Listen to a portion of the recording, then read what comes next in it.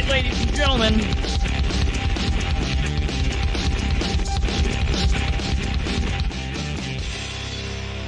Welcome, ladies and gentlemen. It is Thursday night. I'm your host, Kristopher Bilbrey. This is the Political Spotlight. Welcome, welcome, welcome to everybody. I hope you're doing fine. Please do us a favor, wherever you're watching from, near, far, in between, all around the corner, take a peek, wherever you're at. Please, please, please do us a favor, share the show with everyone you know, and help spread the word, get that word out. Longtime broadcasters, all of a sudden rebranding, so we're coming to you from a baby channel, but we know what we're doing here, or at least we fake it. We're going to be talking with Mr. John Bell.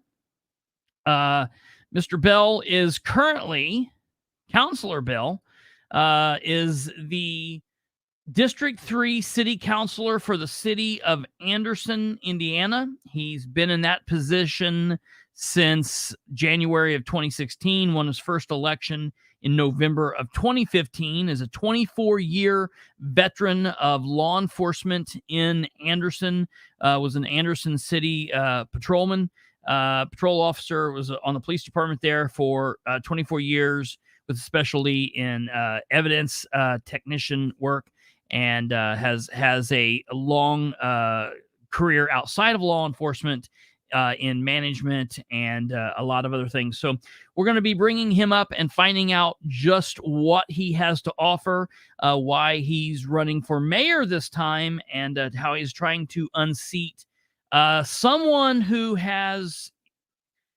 been kind of a divisive figure. The mayor of Anderson currently, Thomas Broderick Jr., has both at the same time been popular and wildly controversial. So we're going to be talking to John Bell, and he's going to be joining us right now. John, welcome. Thank you for joining us.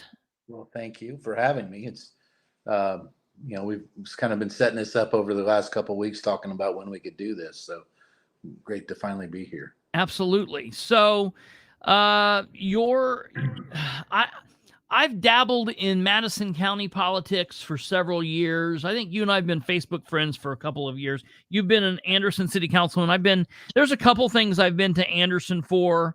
It was several years ago that I was in Anderson City Council, but I've mostly dealt with Madison County politics. And then I kind of bowed out of Anderson or Madison County politics for a while, and just recently have started kind of working back that way.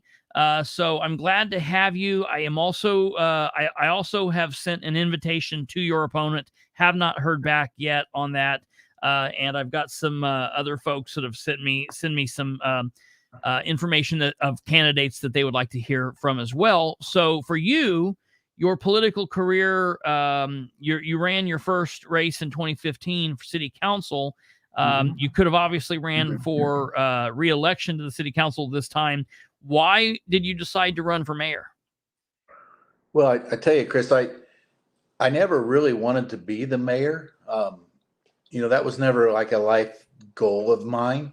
In fact, I never really wanted to even be a city councilman. I was very content being a police officer. I was fortunate enough to follow in my father's footsteps. Policing and fire, that seems to be two public service branches where people really, it's kind of a family business. Yes. And it was just an honor. I just loved and respected my father so much that it was just a great experience to work, for him and with him. But as my career in law enforcement was progressing, and I became more aware of the entire community makeup, and local government, I seen a real need for a difference at the city council. There was some obstruction going on to what I viewed to be very beneficial to Anderson's future and its growth, and it was going on purely because of politics. There was a majority in the council that was the opposite party of the mayor, who was proposing some very progressive concepts. And in fact, the council not only didn't go along with the mayor, I think they even refused to meet and talk about it, which I just thought was just a horrible level of representing, the community. And I was at the point where in my career in my law enforcement that I could try to change that. Sure. And so that's when I figured out I wanted to try and be on the council and to try and change that. Well, during that election, that was the 2015 election. I was running as a Republican, and the Republican incumbent, Kevin Smith, he was defeated in that election. And in fact, most of the Republicans were defeated in that election, except for two Republicans, myself and Jennifer Culp. And so we had 2 out of 9 council members, and a Democrat mayor. And so I found myself in a much of a minority position real fast. And so I learned how to kind of collaborate through all of that and to work with people on the opposite side of the aisle to get some things done. But as that council career, if you want to call it that, or that service term progressed, I realized several things about the current mayor that were just counterproductive and just not what I felt was in the best interest. How I would. There you go. Okay. We lost you. Sorry, we lost you for a second. You're back. Or how I would, how I would do the job if I were the mayor. So, and it just got to the point where it was just worse and worse. I figured, hey, somebody needs to run for mayor, and to beat this guy from the opposite party of him. And here I am, and I'm like I said, one of 2 elected Republicans, and so it just seemed to be me. And so Sure. it just progressed that way. That's how I came to be running for mayor. Along the way, I thought about how I would do things different, and all of that has just added up to what I feel is like a great platform for public service. Absolutely. Very good. So one of the, it's interesting in over here in Muncie,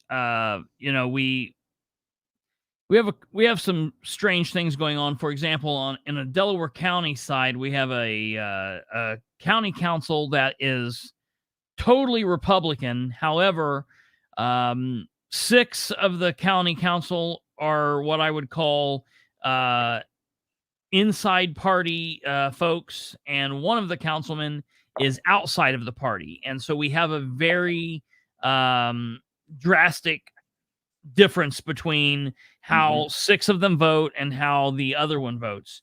And so we have a council where everybody's the same party, but you have this odd man out always. And so you're coming from the council where there's 2 of you.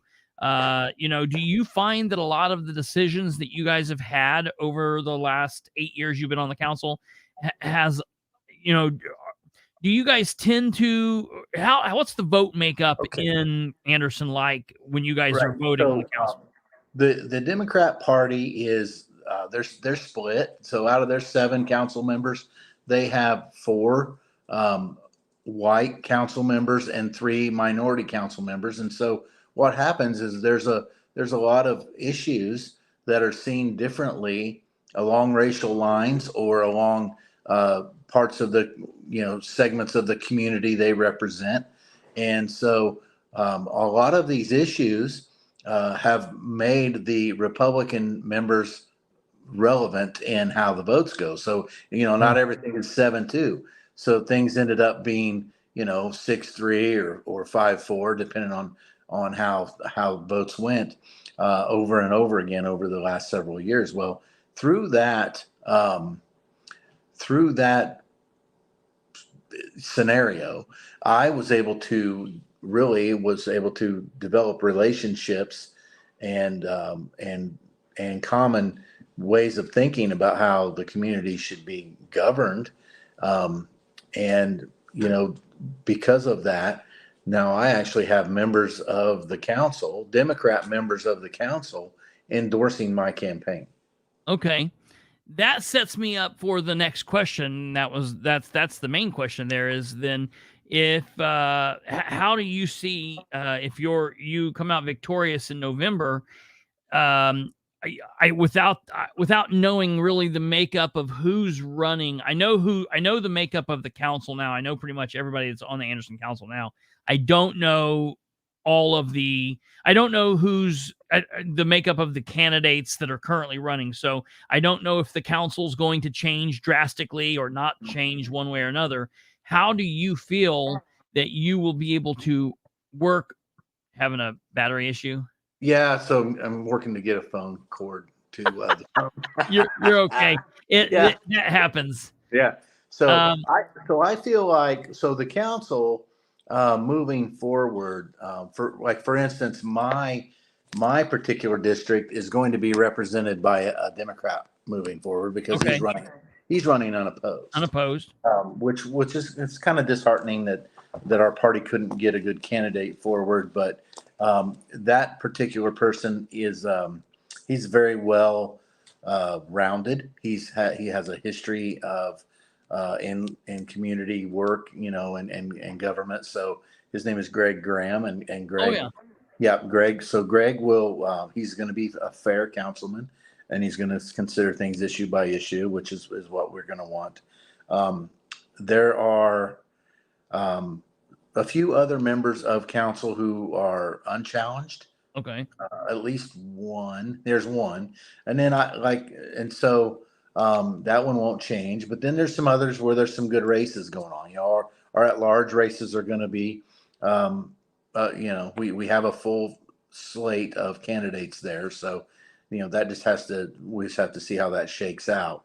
So I anticipate some change, but there's still going to be some people who are returning, and so, but I have spent, my 8 years working with these members of council in as much, as much of a capacity as I can to, again, develop relationships, to understand each other, and to just, to try to do what's best for the community. And so I hope they just see it that way when we take over the mayor's office.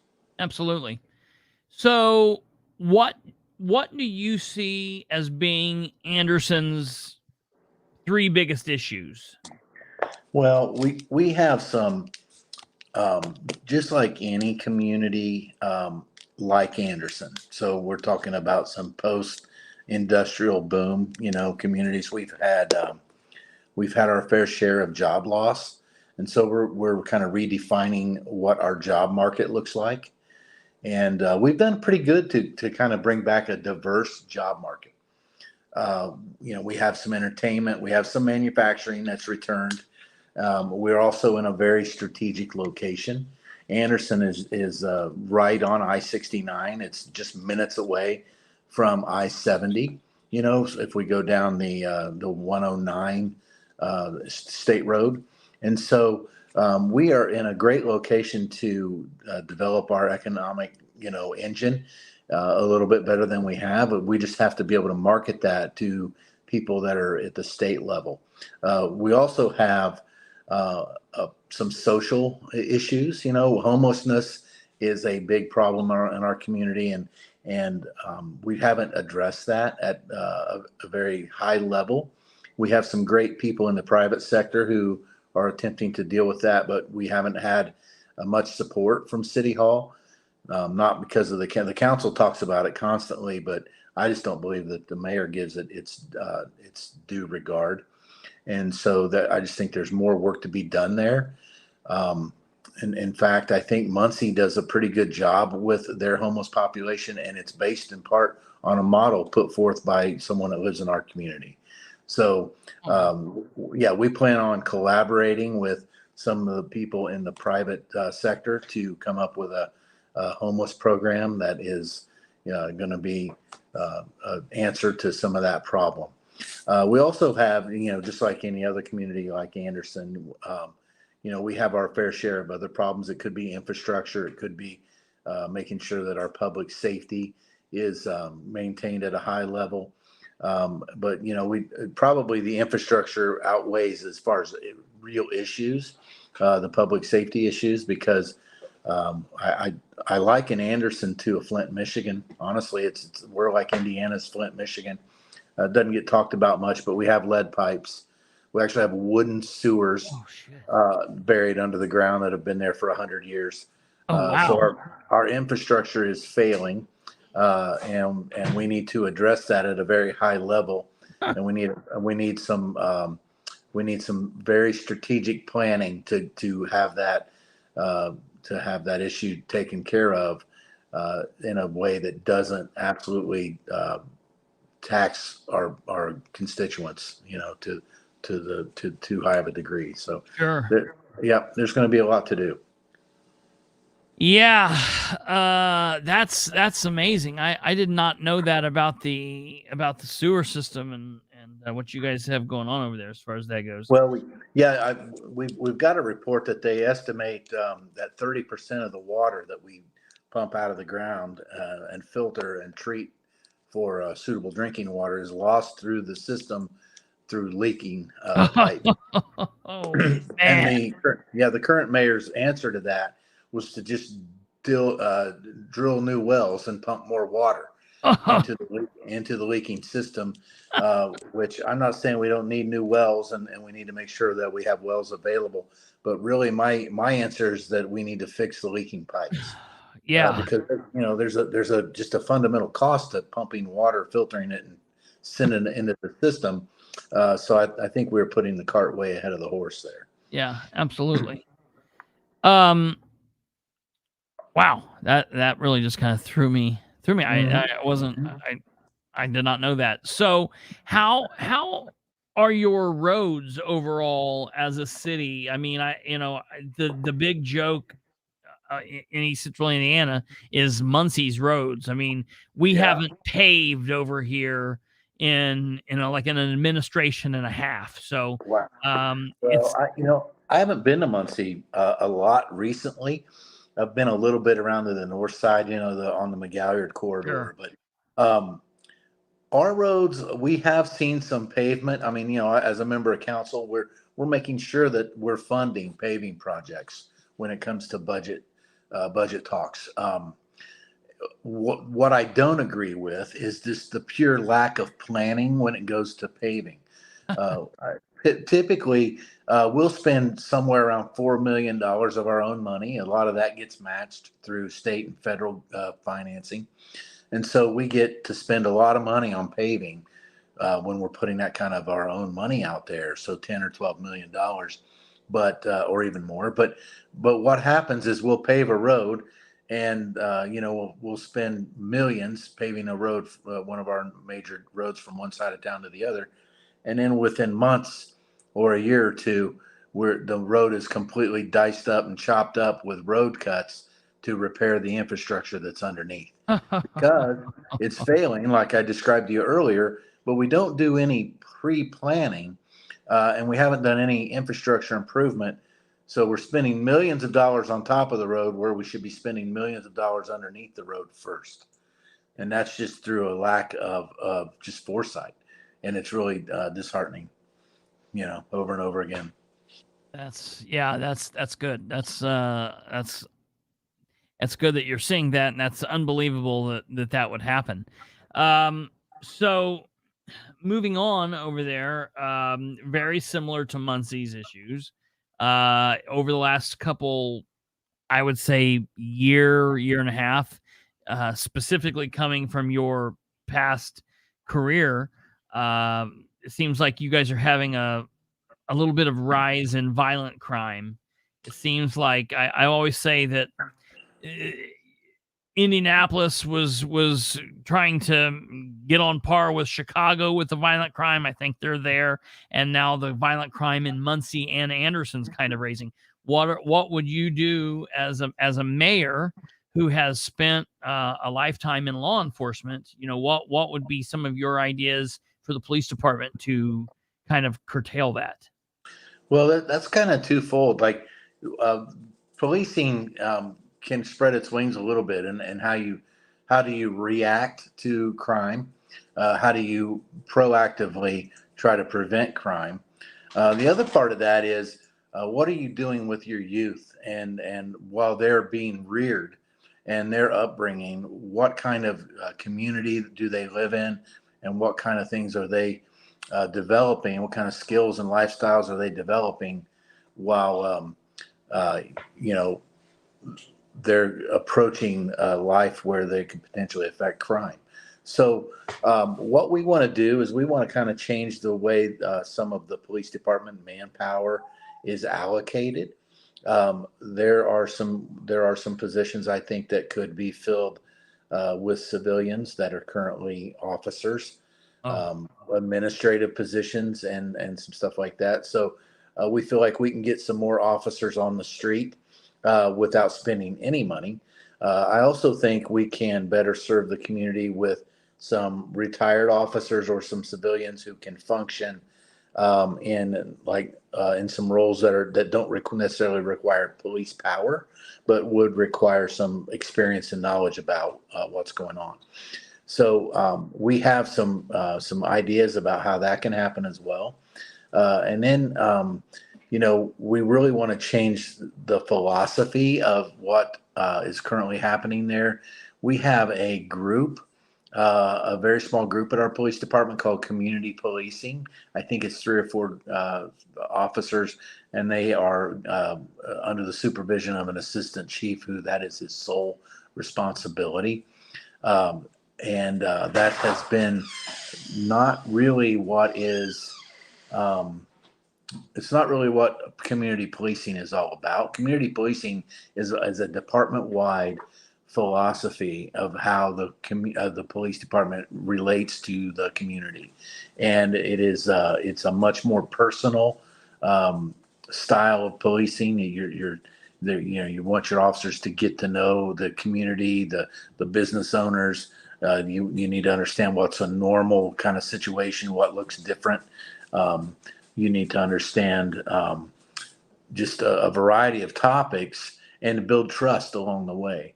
And that's just not what we do. The police can also assist with code enforcement.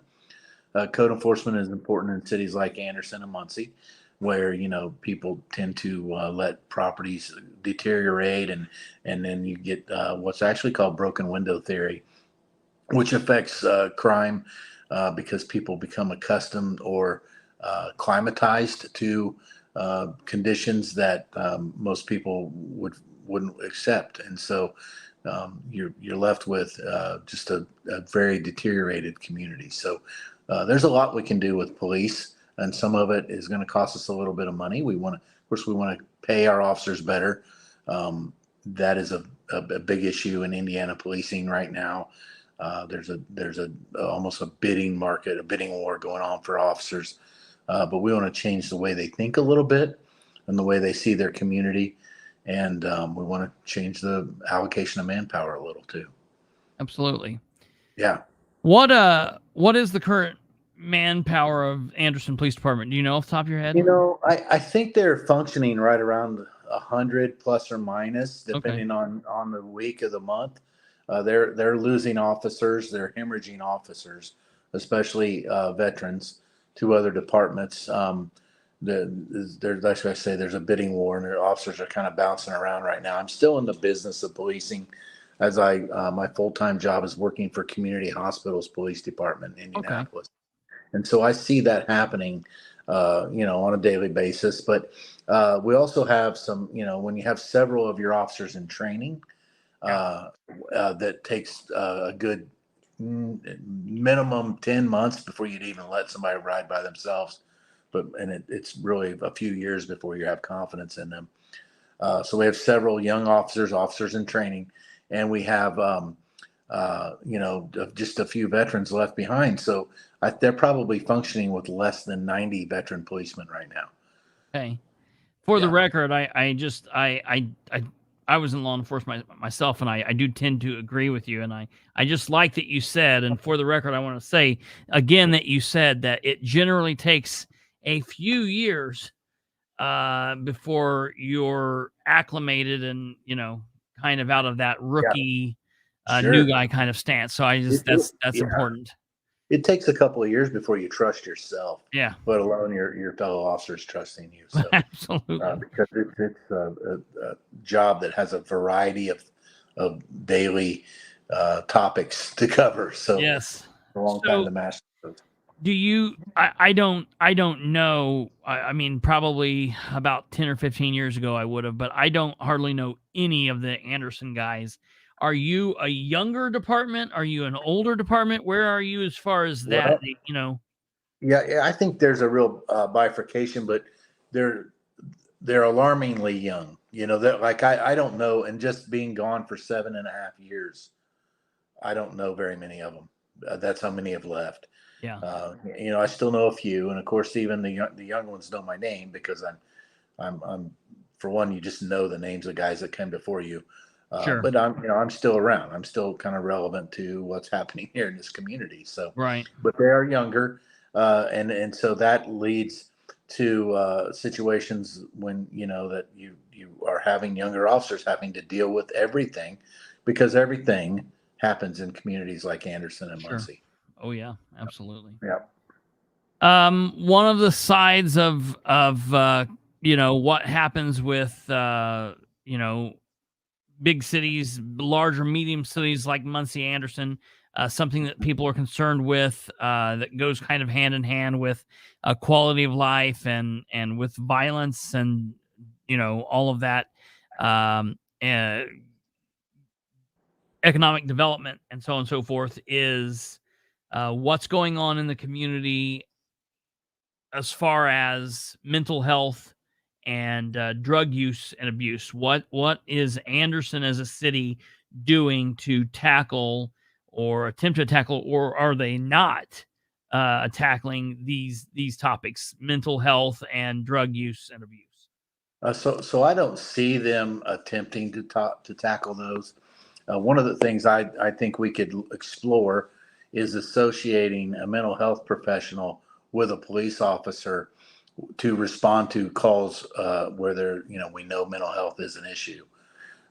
That is done currently in Indianapolis. I deal with it daily down there, because they're bringing uh, uh, victims of mental health crisis to the hospital for treatment, and their program seems to be pretty successful because it frees up the other officers to pursue criminal actions instead of chasing or dealing with issues regarding mental health.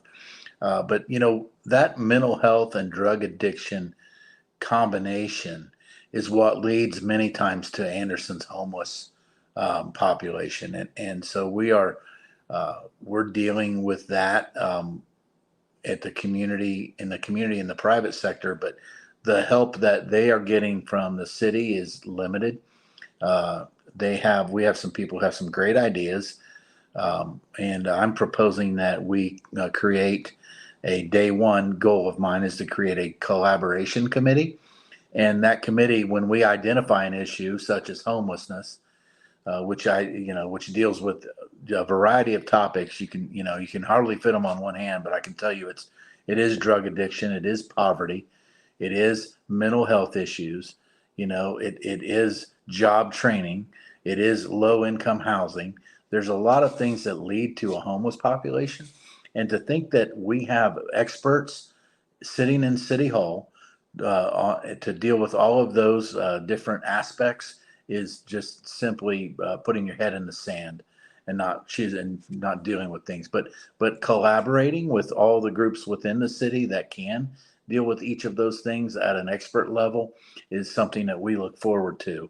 And we think it could be almost a revolutionary way of doing government, is by collaborating on specific issues, identifying that issue, bringing in as many groups that could deal with that as possible to really get to an effective solution to some of these problems. Absolutely. Yeah. What about the natural partnership that would or should normally work between a city Anderson size and the county? Is there a relationship there? Is there a non-relationship there? Where do you stand with that? So we have an economic development relationship. We understand that, we're the county seat, and as our economy goes, probably goes the rest of the county, with the exception of really of the very south end of the county where Pendleton is located, because Pendleton is now kind of catching the Fishers and Hamilton County wave coming up I-69. And that's great for them, great for the county, but we feel like some of the decisions we make affect a lot of the communities around us. That includes Chesterfield, LaPel. It includes Alexandria and Elwood. Sizable population, I think in excess of 135,000 people, if you look at the population of Madison County. So we look to develop more relationships with them. I know there's we kind of commingle some services, and I think we can do a better job of working with them. So I think part of it has been political, the lack of cooperation. I do believe wholeheartedly that Anderson's economic development has stalled because of the politics of the state and the of the regional economic development that's been put forward by the state, and some of these other economic incentives, or even economic theories, and that are put into practice. Anderson is not participating in that, and it's probably because people at the state are not going to do this with this mayor, and they're not going to do this with this Democrat mayor who's just not been on board with the rest of the state, which many. What do we have, a super majority? Is that what they're calling that? Yeah. At the state. And so, if we want to see our economic development turn around, I believe it's going to have to be with a Republican leadership here in Anderson. Do you guys utilize some form of an economic development director? Is there somebody that has that position? We do, yeah. We do use an economic development director, and I think he's held the position for around 19 of the last 23 years. So he actually worked for both Kevin Smith and Tom Broderick. So let's see, Kevin has done he did 2 terms, and Tom's done 2. So that's 16 years. Yeah. For sure. Of 20, 16 out of 20. He did not work for Chris Ackerman, which was a mayor in between Kevin's 2 terms. So I just think we can do better with that, and those connections at the state level are really important, because there's some really big money being put out there, because the state of Indiana has been kind of flush with cash over the last several years, and they're not, at a loss to spend it when it comes to economic development, and that Indiana's known as a very friendly state towards doing business, and so Anderson should have been able to catch a lot of the economic development wave that happened prior to the last couple of years in the tightening economy, and we simply didn't. We had a couple of developments that came in at the end of Kevin Smith's administration. The current mayor was able to kind of see those through and to make sure that they were built, but he didn't bring in anything really new of his own, except for a couple of smaller employers. So I just think we can do a lot better job, honestly. So, Good. yeah, I mean, there's other issues that kind of stifle economic development too.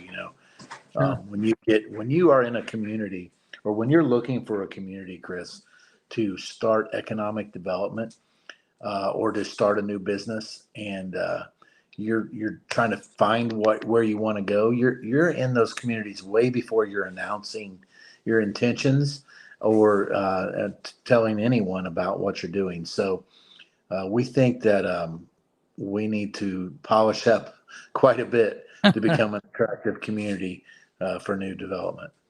Absolutely. Muncie's trying to go through that process, and they're doing pretty well downtown, but yeah, I hear you there, and we've got some issues with that as well. So as you guys are going around and talking door to door with people, and you're going out to the different events and whatnot, we've got 34 more days left, I think. 33. 33, So yeah. I think it's 4 weeks and 5 days. You're counting down. until election day. Now, early voting starts, much sooner than that. Yeah. So the polls are going to be open soon. Yeah. Hard to believe our election model now. Yeah. It's So really crazy. but we are knocking on doors. We're talking to residents of Anderson, and we're learning using Chris. They start with, it's time for change. Yeah. And then we say, that's great. I'm glad you think it's time for change, but we want you to hear our message, hear our platform, and we want to earn your vote as much as we want to just get your vote because it's time for change. So when we have our opportunity to talk to people and then they are and they buy into it, and then they end the conversation with and it's time for change. So we really think that we're gaining momentum daily. We've picked up endorsements from across the political spectrum here. Like I said, from Democrat members of the city council, including the black female president of the council currently. We've picked up. She's amazing. Yes. We've picked up an endorsement from the mayor's primary opponent because he knows that it's time that to change things here in Anderson. Really, a lot of people are saying that Anderson can't stand another 4 years of how things have been. There's a lot of other things, that we feel that just are just against our morals of what good government is. We have a platform of how everything we do, we want to do through what we've developed as a pride platform. We want to reinstate the pride that Anderson once had, and to do that, we've come up with this PRIDE acronym. It stands for professionalism, relationships, integrity, diversity, and excellence. And we feel like if we exercise those 5 characteristics into the things we do on a daily basis, that we're going to restore the community's pride in being here in Anderson and the faith they have in their own government.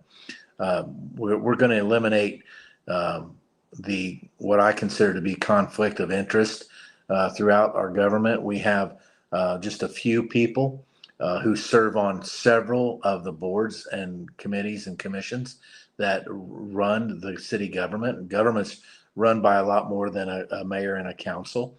And those commissions can have authority over each other. And sometimes we have the same person sitting on commissions that has authority over themselves. And so there's no, and it's true. And it's happening multiple times. Amazing. And it has completely eliminated the checks and balances of what people think should exist in government. And the mayor simply has no interest in changing it. He doesn't deny it. He kind of rolls his eyes when you point it out to him, and they're just very comfortable with doing business like that, because in their mind, if it's legal, then it's moral or ethical. And I don't see things that way. So we're going to eliminate that. And then finally, one of the big things we talk about with people when we go door to door is nepotism. My opinion is that nepotism is very damaging to the level of professional services that we can provide. We have some great people, but when you put them in a position where they're could conflict with personal relationships, whether it's just friends, family, extended family, domestic partners, whatever it is, your friend's son, or however you play it out, it just really causes just a lack of professionalism. That's one of our acronyms, by the way. And so we feel like we just need to really work on the nepotism issue that exists really really throughout all of Anderson's government. Absolutely. Well, man, that was great. That was exactly where I was headed there with that question. Okay. And I think that was great. Before we wrap this up, is there anything else that you want the listeners of Anderson, your voters, to know about you, or anything that we haven't covered? Well, sure, Chris. We have another issue here in Anderson we haven't covered tonight. that is on the minds and hearts of a lot of people. And that is a couple of apartment complexes that are owned by an out-of-state investment group. Yeah. One specifically is called the Bingham Apartments, and the other is Madison Garden, I believe is what it's called. But they're owned by an out-of-state group that the city had invested some economic development funds in a private-public partnership to have those apartments remodeled. And what we found is that company, because we did a very poor job of vetting that company with our economic development department, has taken the money and run, basically. Actually, what I think they did, Chris, is they took the money we gave them, almost $1 million, and instead of remodeling the one apartments that they promised they would remodel, they bought the other one. So we ended up buying an apartment complex for them. That's ridiculous. But the one, please don't point them towards Muncie's way. Our current mayor might buy into that too. I don't know. I don't know. They're not coming around because we've got a lawsuit against them right now. There's people in that apartment complex that are suffering. Yeah, that's horrible. And it is absolutely horrible. They have no heat, sometimes no water, or there's water leaking. There's holes in the roof. It's just absolutely squalor. And we need to take action to relieve that suffering. And it's not just a legal issue. It's not something that the city can just sit back and look at as it being a dollars and cents issue or something that is legalistic. It is a humanitarian issue. Yeah. And why else do we exist at the local government level if we cannot improve the lives of the people who need it the most, the least of these, if you will? Yeah, absolutely. Man, you sure you don't want to move to Muncie and run over here? Well, I do love Muncie, and I lived there for a little while, but when of course, my Ball State years, but we do look forward to, once we get into the office, we look forward to being a good Northeast Indiana partner with Muncie. We're not lost on the fact that it's not just the county, but this whole area needs to revitalize. And Anderson and Muncie have always been kind of sister cities, and we've rivaled and we've complemented each other over the years. And I look forward to having that opportunity again. Maybe some good old Anderson Indian and Muncie Central Bearcat basketball. Absolutely. Yeah. Well, very good. In just these last few days and weeks before the election wraps up, where can people find you if they want to get a hold of you or reach out to the campaign, volunteer or whatever? So we have the John Bell for Mayor Facebook page. Okay. That we get a lot of communication through that. We have the, I think it's votejohnbell.com for our which is a web page, which is more of a general information page. We also have our personal cell phone, which is 765-215-0752. I get messages on that phone daily, and we have a great team that we disseminate different issues to. We're in the neighborhoods, we're knocking on doors, we're having town hall meetings. We're going to have some meetings in the park. And so we're just putting together a really well-rounded campaign. We're listening to the voters. We're trying to get the issues to the forefront that mean the most to the people of Anderson. And we're not thinking about what we believe is what's best. It's what the community believes is best. So that's how we're approaching this. Very good. What about one of the people from over there now is asking about signs? What about signs? Go to that John Bell for Mayor Facebook page. Send a message through that. We get those messages. I have a few people who are editor status on that page, and we have a couple sign teams, and we get our signs out. We're having a great sign campaign. We know the signs don't vote. Yep. We know that really cool logos and postcards and great parties don't vote. But what we've done all that. we know that this election is going to come down to numbers. It's going to come down to votes. And so we want to win. And so we want to have all those really cool things, but we want our people to get to the polls. That's the most important message we can get to them, is getting to the polls, because this opposite party that I'm up against, they have a great tradition of the absentee ballot. Yes. And so we know that getting to the polls is going to overcome their absentee ballots. And we believe that the city of Anderson is going to get to the polls because they are ready for change. Absolutely. Well, we wish you luck. We do have a prediction. Bearcats 29, Anderson 7. Yeah. Charlize said, but that's a football score. So yeah. I'm talking about getting them to the field house or the everybody asks me, what about the wigwam? Can we get that revitalized? And so we're going to talk to the BWI group that owns the wigwam now and figure out what is it going to take to get that back into the community and to get it being used again. Yeah, that would be very cool. It would. So, well, very good. I appreciate your time, and I will keep up to date with you and find out what's going on. And you're welcome here anytime. We'll follow the election, and I wish you the best of luck. Thank you, Chris. Have a great show. Yep. Thank you, sir. All right, ladies and gentlemen, that was Mr. Councilor John Bell. He is currently the counselor for Anderson's District 3, and he has been there for 8 years, now running as a Republican to try and unseat Democrat mayor incumbent mayor Thomas Broderick. Thomas Broderick has been both popular, winning re-election, and very controversial. And so we'll see if he has what it takes to unseat Mr. Broderick.